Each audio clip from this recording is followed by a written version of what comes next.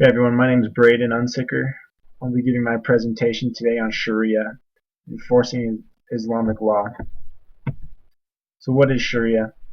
It is a religious code of living that's been established by the Muslim religion. It's also known as Islamic law. It's usually just put those together, Sharia, Islamic law.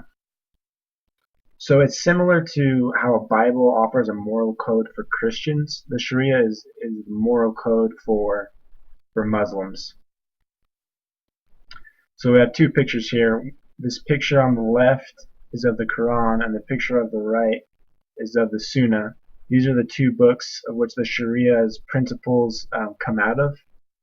We're all familiar with what the Quran is, but the Sunnah is it's a separate document or book from the Quran. It's the practices and injunctions and recommendations of the prophets.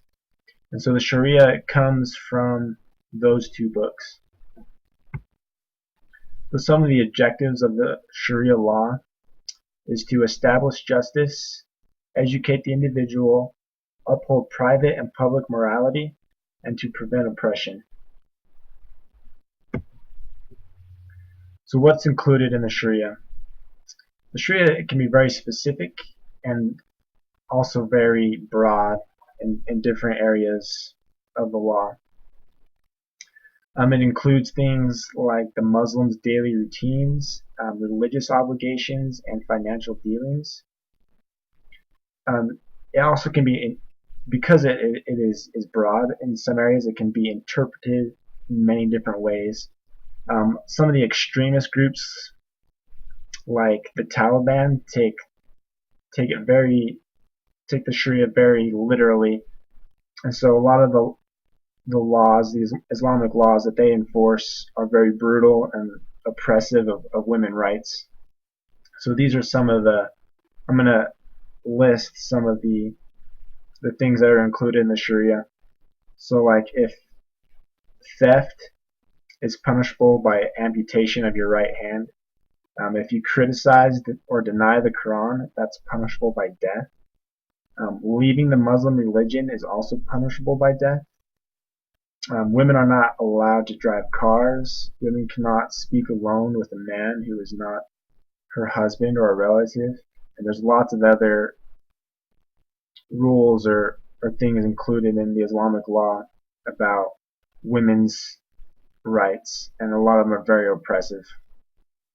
And so the Taliban takes these things very literally, whereas the actual government of Pakistan doesn't take it so literally. So does Pakistan follow the Sharia law? Pakistan is a mix of the Sharia and a mix of secular law. So depending on what's done or what law is broken, some of it falls under the Sharia law and some of it falls under secular law, and they're handled using those two laws.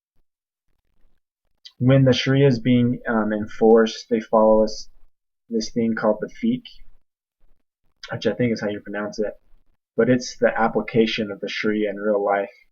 It's said that the Sharia is the divine revelation, and that the fiqh is the human reasoning of the law. And so the fiqh came about as Islam spread into other countries, and the Sharia law was adopted into new cultures. And so the fiqh is how you interpret the law, and it is often very different than the literal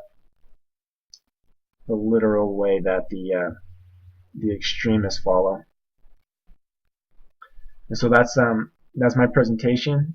Thank you for watching. Hope you learned something. And these are my works cited.